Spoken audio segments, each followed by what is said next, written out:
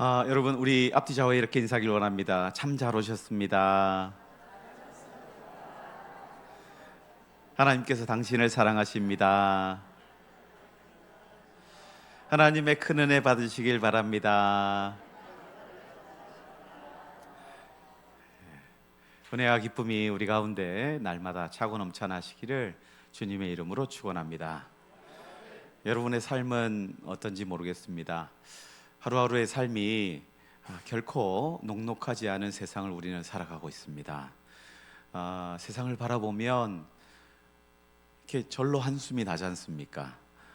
이쪽을 봐도 답답하고 저쪽을 봐도 답답하고 어느 한 군데 내 마음을 시원케 하는 그런 사람들이나 그런 소식들을 접하기가 결코 쉽지 않습니다. 그런 상황 속에서 우리는 참 무엇을 쫓아가야 할지 혼돈스러울 때가 많이 있습니다. 그런 세상 가운데 사람들이 어떤 마음을 가지고 있는지, 어떤 것에 중점을 두고 살아가는지 조사를 한 것을 보게 되었습니다. 2022년도 자료인데요, 조금 되긴 했지만 문화체육관광부에서 한국인의 의식 및 가치관 조사에 대한 이런 여러 조사를 하는 가운데, 그 가운데 사람들이 중요하게 생각하는 것에 대해서 리스트를 쭉 나열해서 이렇게 조사를 했던 게 자료가 있었습니다. 그 가운데 첫 번째로 중요하게 생각하는 것이 무엇이 있을까요? 여러분의 삶 가운데 이게 참 중요한 것 같다라고 생각하는 것 무엇이 있을까요? 많이 기대하고 있는 것들이 있고 또 이게 참 중요해라고 하는 것들이 있을 것입니다. 그 가운데 하나가 건강이지 않을까 싶습니다. 그렇죠? 건강 너무나 중요합니다. 또 어떤 것이 있을까요? 가족과의 관계가 참 중요한 것 같습니다. 그래서 사람들이 가족에 대해서 중요하게 생각하는 그런 리스트를 보게 됩니다. 그리고 또 중요한 게 뭘까요? 중요한 거 없습니까? 예, 물질이 중요하다고 생각합니다. 경제적 여유, 이게 순서대로 건강, 가족, 물질 이 순서가 딱 20년 전이나 지금이나 동일합니다. 그런데 그 중요도가 약간 차이 나는 것을 볼 수 있습니다. 가족에 대해서, 건강에 대해서 중요하다고 생각하는 그 자료가 1996년도에는 57%를 차지하는 것을 보게 됩니다. 그러니까 절반 이상의 사람들이 건강이 너무 중요하다라고 생각합니다. 그런데 이 건강에 대한 척도가 많이 떨어진 것을 보게 됩니다. 2022년도에는 40%에 대한 사람만이 이 건강에 대해서 중요하다고 생각하는 것 같습니다. 그러니까 이게 뭘 얘기하냐면 건강할 수 있는 의료 개발이나 또 주변의 병원들의 치료를 통해서 우리의 건강, 수명들이 늘어나지 않습니까? 또 우리가 먹는 걸로 인해서 얼마나 건강을 잘 챙깁니까? 몸에 좋다 하면 안 먹는 거 없지 않습니까? 그러니까 많이 사람들이 건강이 좋아져서 이런 건강에 대한 소중함이 조금 떨어졌다 생각할 수도 있습니다. 그런 가운데 가정에 대한 소중함은 크게 차이가 나지 않는 것을 볼 수 있습니다. 96년도에 26%의 응답자의 사람이 이 가정이 중요하다고 생각하는데 2022년도에는 21%, 그렇게 차이가 많이 나지 않는 걸로 우리가 확인이 됩니다. 그런데 이 물질, 경제적 풍요로움 이게 중요하다고 하는 사람들의 가치, 이 수준이 많이 변화된 것을 보게 됩니다. 1996년도에는 제가 이 조사가 맞는지 모르겠습니다. 3.1%.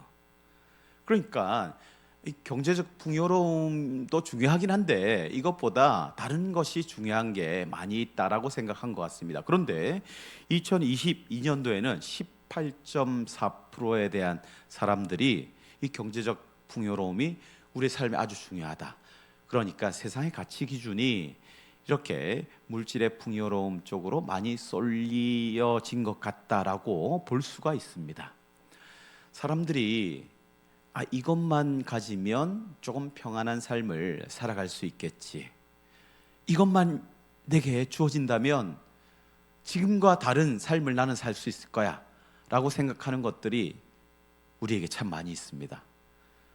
예수를 믿지 않는 사람, 또 믿는 사람, 공통적으로 이것만 좀 가졌으면 좋겠다라고 생각하는 것들이 참으로 많이 있을 줄로 압니다. 여러분에게도 그런 생각들, 지금 마음속으로 나는 이게 좀 있었으면 좋겠어 라고 하는 것들, 바람들, 소원이 있지 않습니까? 여러분, 이런 소원들 우리가 당연히 가질 수 있습니다. 그런데 이것들이 우리 가운데 채워진다고 해서 우리에게 참된 평안이 찾아오느냐, 이건 다른 문제라는 것입니다. 성경이 우리에게 알려주고 있는 사실은 눈을 뜨고 세상을 돌아보는 가운데 저 사람만 나와 함께 한다면, 이 일만 해결된다면, 또 물질만 좀 많이 주어진다면, 또 내게 이 명예와 권력만 좀 주어진다면 좀 괜찮은 삶을 살아갈 수 있겠는데, 순간은 편해질 수 있습니다. 그러나 그것으로 인해서 우리의 삶이 참된 만족과 기쁨을 누릴 수 있지 않다라고 하는 것을 성경은 우리에게 전하고 있습니다. 마치 이와 같은 것이 아닐까 싶습니다. 운동을 막 합니다. 열심히 운동을 하고 땀을 뻘뻘 흘립니다. 그리고 운동을 하다 보면 갈증이 생깁니다. 그런데 그 갈증을 해결하기 위해서, 저는 어릴 때 제 친구가 운동을 하고 나서 콜라 한 병을 사줬습니다. 300원짜리 콜라 한 병. 이게 운동장에서 열심히 3명이서 땀을 흘리고 나서 내려와서 조금 부유한 친구가 있었어요. 항상 1,000원짜리를 들고 다닙니다. 그래서 마트 88 슈퍼라고 있었는데, 슈퍼 앞에 딱 가면 이제 고르라고 합니다. 야, 하나 골라라. 이렇게 하면서 진짜 골라도 되나? 골라라고 합니다.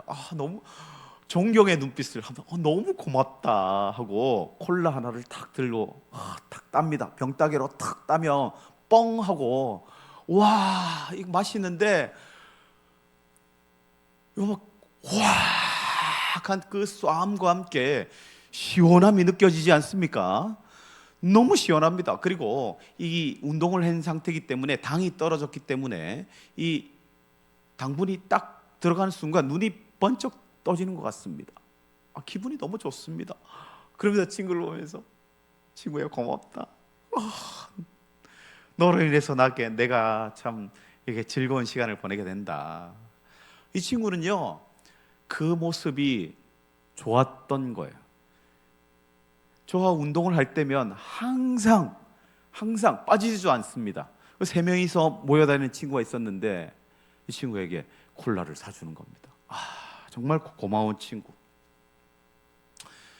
그런데 갈증이 해결되지 않습니다. 마셨는데 시원은 한데 이게 수분도 들어가잖아요. 해결되지 않습니다. 마치 이와 같은 삶이 우리가 살아가는 세상의 삶인 것을 우리가 인정하지 않을 수 없습니다. 채우려고 애씁니다. 노력합니다. 힘을 씁니다. 그런데 그 가운데 기쁨이 찾아오지 않습니다. 순간 기쁜 것 같습니다. 그런데 그 기쁨이 너무나 찰나입니다. 만족감이 찾아옵니다. 그런데 만족감이 오래 가지를 못합니다. 여러분, 이렇게 세상은요, 그 순간과 찰나의 순간을 즐기기 위해서 자기의 모든 힘과 능력과 에너지를 쏟아내고 있습니다. 그런데 그곳에 평안이 없습니다. 그런 가운데 성경이, 하나님께서 우리에게 이 말씀을 통해서 어디에서 이런 참된 평안과 기쁨과 만족을 누릴 수 있느냐, 바로 예수 그리스도 안에 이 참된 기쁨과 평안을 누릴 수 있다고 선포하고 계십니다. 여러분, 다른 곳에서 누릴 수 없는 기쁨이 예수 안에 있습니다. 다른 곳에서 결코 맛볼 수 없는 기쁨이 예수님 안에 있습니다. 예수님을 만날 때 요한복음 4장에서 예수님께서 우리에게 말씀해 주십니다. 수가성 여인에게 내게 온다면 영원히 목마르지 않는 생수를 마실 수 있을 것이다 라고 말씀하십니다. 여러분, 예수님을 우리가 만나고 예수님을 가까이 하고 예수님 말씀을 따를 때 우리의 삶이 결코 편하지 않습니다. 어려움이 찾아오게 되어 있습니다. 또 불편한 상황들을 마주치게 됩니다. 그런데 그 불편한 상황을, 그 어려운 마음들을 주님께 맡기고 주님의 인도하심을 따를 때 우리가 참된 만족과 기쁨을 누리게 된다는 놀라운 사실을 성경은 우리에게 말씀하고 있습니다. 여러분, 오늘 본문에 보면 소망의 하나님이 모든 기쁨과 평강을 믿음 안에서 너희에게 충만하게 하사라고 선포하고 있습니다. 하나님께서 우리의 삶 가운데 기쁨과 평안을 충만하게 하실 거라고 선포하고 있는 겁니다.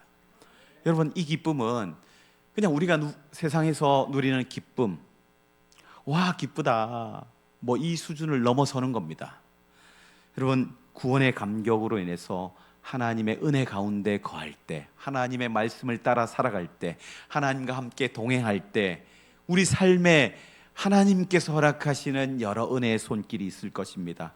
하나님의 그 큰 사랑을 체험할 때 우리 가운데 느껴지는, 체험되는 기쁨, 그 놀라운 기쁨을 말씀하는 것입니다.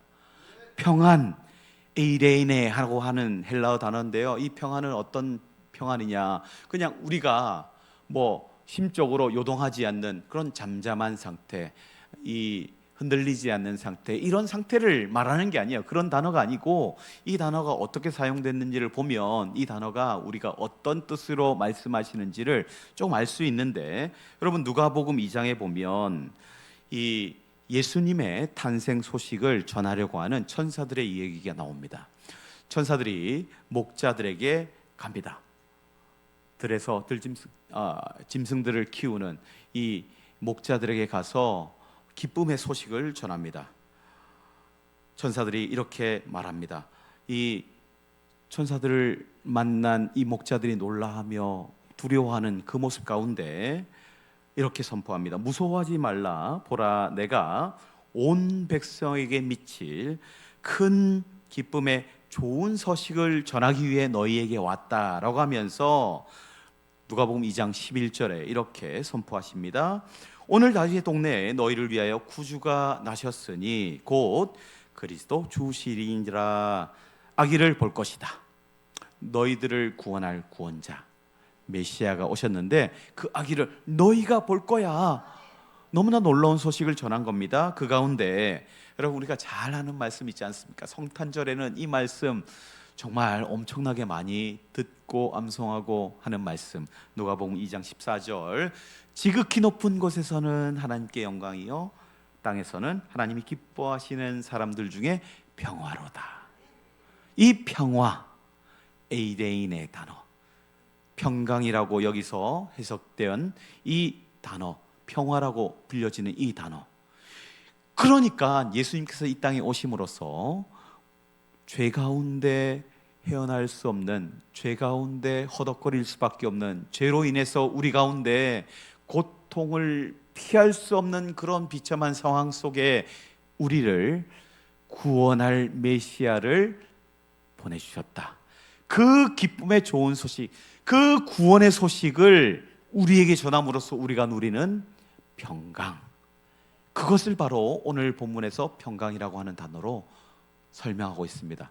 그러니까 이 기쁨과 평강은요, 뭐 동일한 단어라고 봐도 됩니다. 예수 그리스도의 오심을 기뻐하며 그 예수 그리스도가 나의 모든 허물과 죄를 깨끗이 대속하기 위해 십자가 지시고 죽으신 후에 사흘 만에 부활하심으로 나의 구원자 되심을 믿는 그 믿음으로 주어진 기쁨과 평강, 하나님의 자녀로서 더 이상 내가 이 땅 가운데 두려워하지 않는, 죄 가운데 허덕거리지 않을 수 있는 그 변함없는 하나님의 구속하심을 기뻐하는 것, 그 사실을 말하고 있는 것입니다.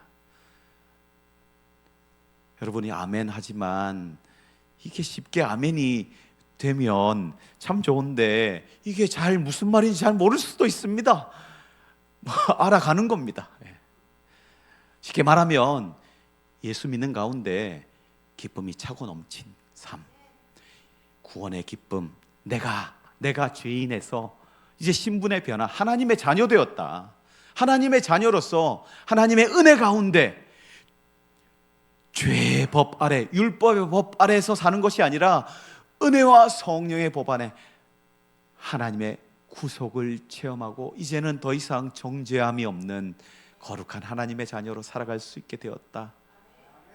그 사실을 전하면서 우리에게 이런 기쁨이 넘치는 삶을 살게 되었다라고 사도 바울이 말하고 있습니다.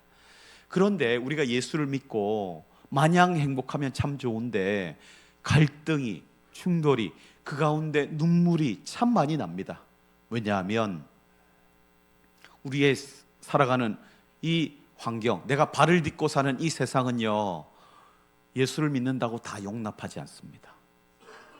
다 다릅니다. 심지어 예수 믿는 사람들도 마음이 달라서 갈등이 생기고 충돌이 일어나고 또 때로는 분쟁이 일어나는 그런 모습이 우리 가운데 일어나지 않습니까? 여러분, 안타까운 일이지만 여러분, 그런데 뭐 안타까워할 만한 일도 아닙니다. 왜냐하면 초대교회도 그런 일들이 참 많았습니다. 고린도 교회를 한번 보십시오. 나는 개바파다, 나는 아볼로파다. 에베소 교회죠. 에베소 교회 안에 이런 일들이 일어납니다. 나는 예수파다, 나는 예수의 제자 바울파다. 파당이 나눠지지 않습니까? 왜 나눠질까요? 생각이 다른 겁니다. 누구한테 배웠습니다.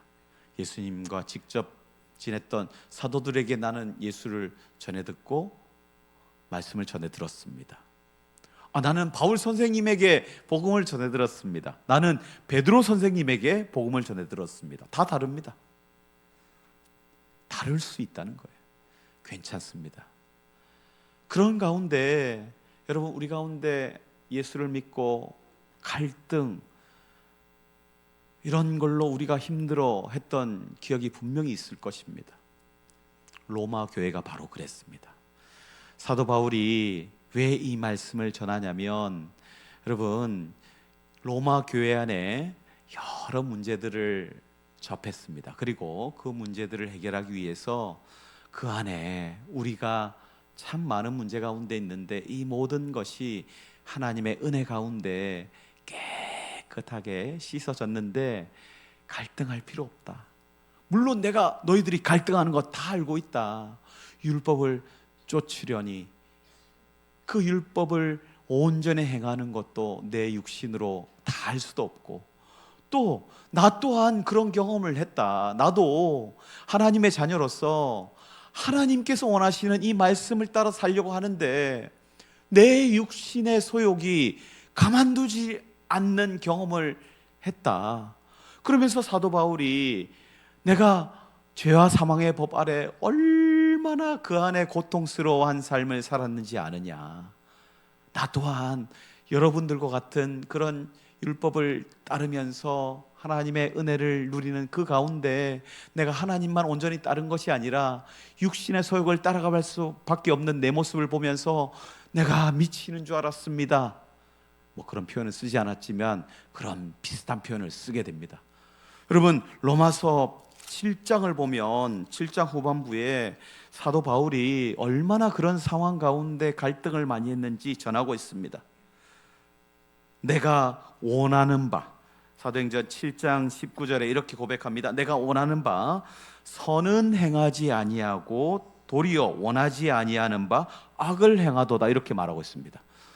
선을 행해야 되는 거 우리가 다 알지 않습니까? 하나님의 말씀을 따라서 내가 구원받은 거룩한 하나님의 자녀로서 선을 행하는 것 당연한 일인데, 내가 그 가운데 악을 행하는 내 모습을 보니까 너무 속상하다라고 고백하는 겁니다.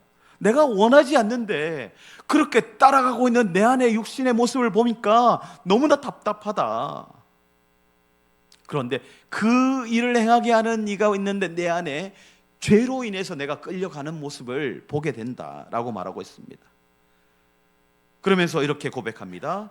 로마서 7장 22절에 내 속사람으로는 하나님의 법을 즐거워하되 내 지체 속에는 한 다른 법이 내 마음의 법과 싸워서 내 지체 속에 있는 죄의 법으로 나를 사로잡는 것을 내가 본다라고 말하고 있습니다. 그러면서 24절에 그렇게 표현하지 않습니까? 오호라 나는 공고한 자로다. 이게 그 얘기입니다.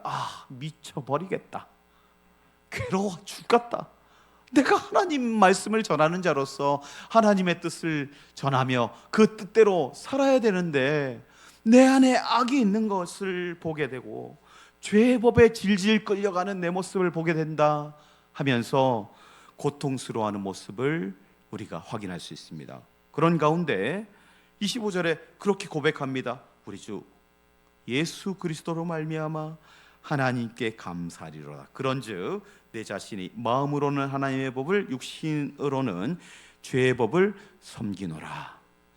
가만히 보니까 예수 그리스도를 믿고 하나님의 자녀로 내가 구원받은 기쁨으로 살아가는데, 그 가운데 내가 은혜가 충만할 때, 성령 하나님께서 내 삶을 사로잡을 때는 내가 하나님의 법을 쫓아가는데, 그런데 내가 때로는 죄의 욕심에 이끌려 죄의 법을 섬기는 이 모습을 바라보니까 너무나 괴롭다, 그 얘기를 합니다.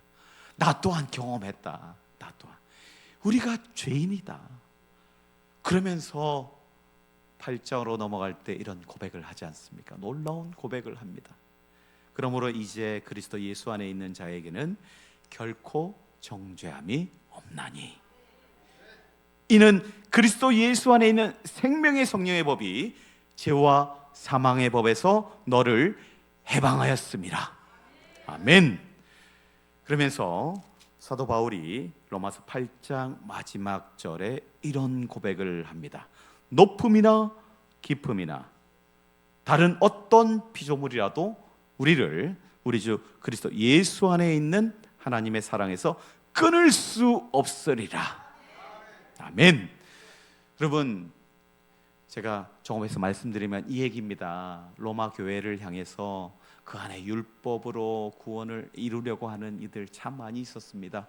율법을 따르려고 하는데 내 안에 연약함이 있고 죄의 법에 이끌려 또 죄를 짓는 우리의 모습 가운데 한탄하는 모습들을 바울이 보았습니다. 그것을 바울도 경험했거든요.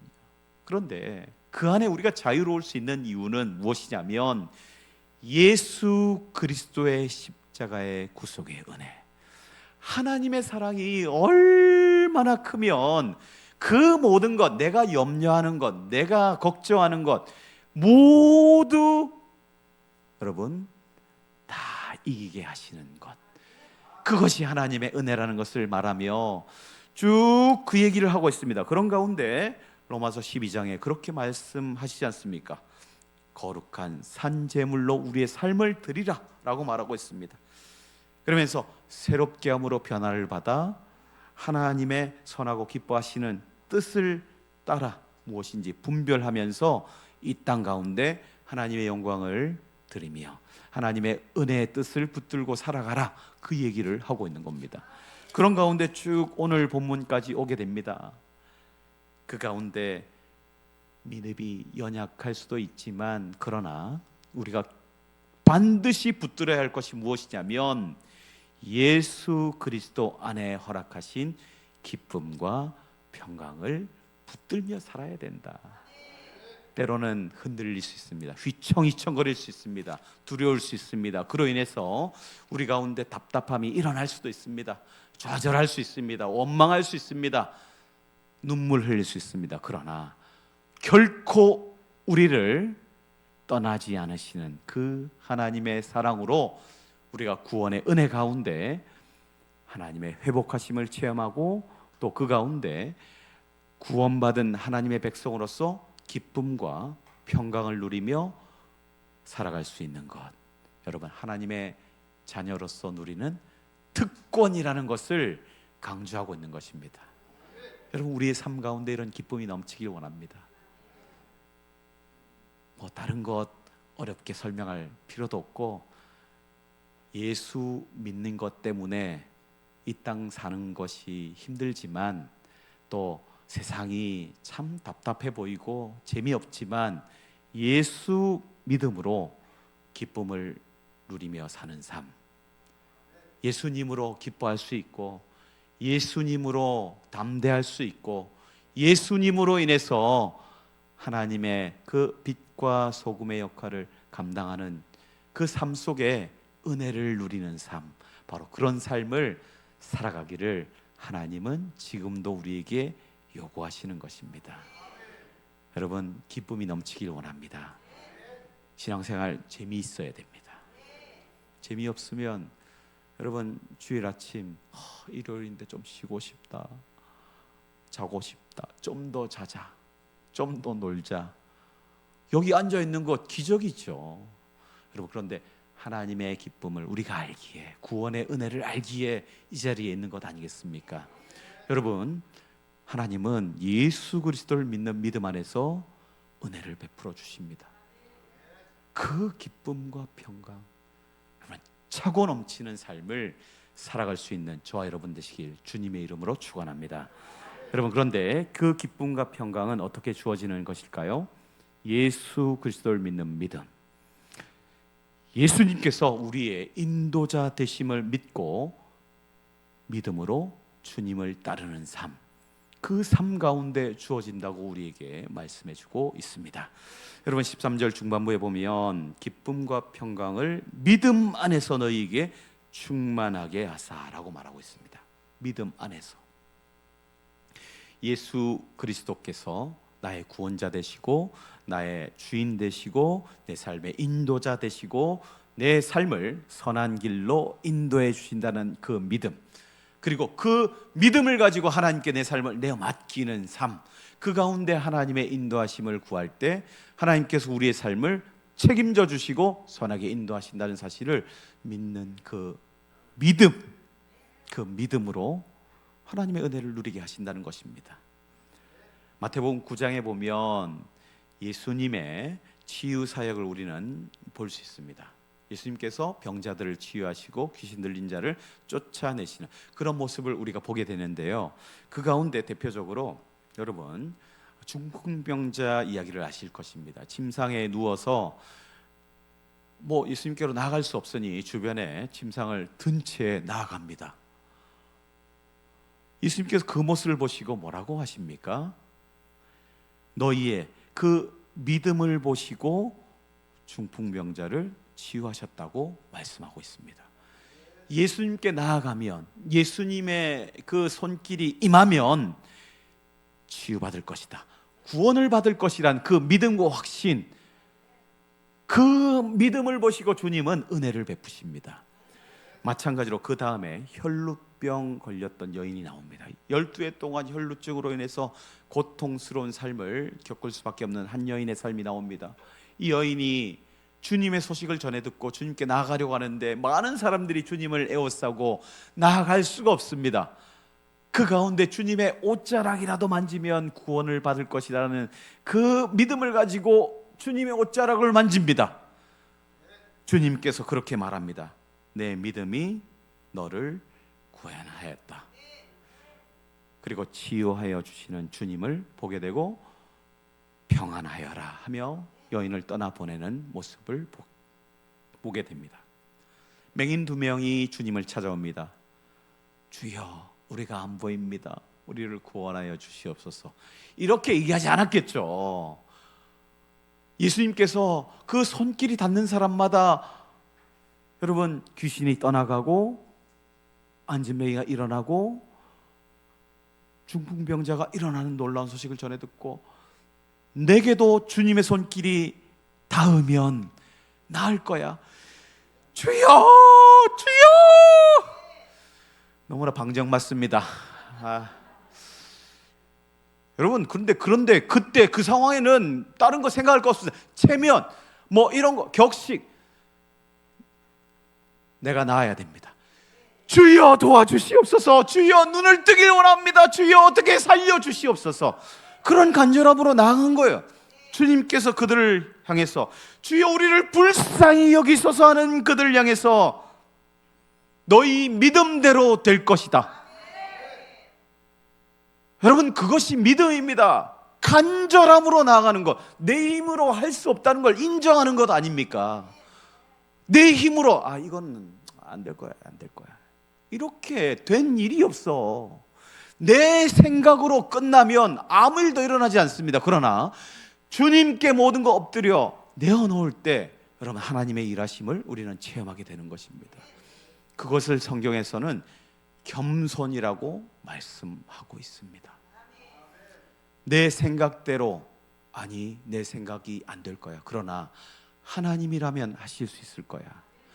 주님께서 만져주시면 일어날 거야 라고 하는 생각을 가지고 엎드릴 때, 내어놓을 때 여러분, 하나님의 은혜를 체험하게 되는 것입니다. 마지막 한 가지, 신자는요, 이 땅을 살아가는 것이 결코 쉽지 않습니다. 그런데 이 땅 가운데 하나님께서 분명 은혜를 베풀어 주시겠노라고 약속하십니다. 치유하심을 체험할 수 있습니다. 회복케 하심을 체험할 수 있습니다. 그런데 이 땅 가운데 우리가 예수를 믿는 사람으로서 반드시 붙들어야 하는 생각이 있습니다. 천국을 소망하며 살아가야 합니다. 여러분, 우리가 거해야 할 곳은 이 땅이 끝이 아닙니다. 저 천국, 영원토록 하나님을 마주보며 하나님의 품 안에 하나님을 찬양하며 아픔과 슬픔과 고통과 괴로움 없는 그 영원한 기쁨이 있는 땅, 영원한 평강이 넘치는 땅, 영원한 은혜의 손길이 임하는 그 천국을 사모하며 사는 삶, 바로 신자의 삶이라는 것을 오늘 본문은 우리에게 전하고 있습니다. 기쁨과 평강을 누가 허락하십니까? 소망의 하나님께서 우리에게 소망을 허락하시고 이 곤고한 땅에서의 삶을 위로하시며 저 천국까지 인도해 주시리라는 그 믿음을 가지고 살아갈 때 우리는 결코 반드시 승리할 것입니다. 제가 어령교회에 부임하게 되어서 참 영광스럽습니다. 이렇게 환대해 주시고 가족들에게 꽃도 주시고, 여기 아침에 새벽 기도해 보고 깜짝 놀랐습니다. 저는 이렇게 당연한 의뢰 할 줄 알았는데 부임을 축하합니다. 하나님 앞에 약간 좀 부끄러웠습니다.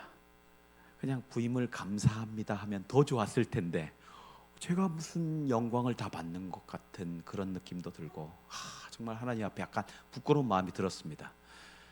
그래서 새벽기도 끝나고 나갈 때 저거 떼버릴까 하다가 그냥 보니까 아무도 없더라고요. 보니까 다 사라지셨더라고요. 그래서 저거 떼버릴까 하다가 권사님들 큰일 날 것 같아가지고 제가 놔뒀습니다. 우리가 이 땅을 살아갈 때 정말 환대해 주셔서 너무 감사하고 영광스럽고 말씀을 전할 수 있는 자리를 허락해 주신 하나님께 너무나 감사합니다. 그런데 제가 우리 교회에서 적어도 말씀을 듣고 신앙생활을 할 때 기쁨이 넘치는 삶, 그리고 천국을 소망하며 하나님께서 우리에게 은혜의 손길을 베풀어 줄 것이라는 그런 소망이 넘치는 삶, 그런 삶을 끊임없이 살아갔으면 좋겠다 하는 마음을 가지고 오늘 이 말씀을 준비했습니다. 기쁨과 소망을 허락하시는 그 하나님을 의지하며 믿음으로 날마다 승리하시는 저와 여러분 되시길 주님의 이름으로 축원합니다.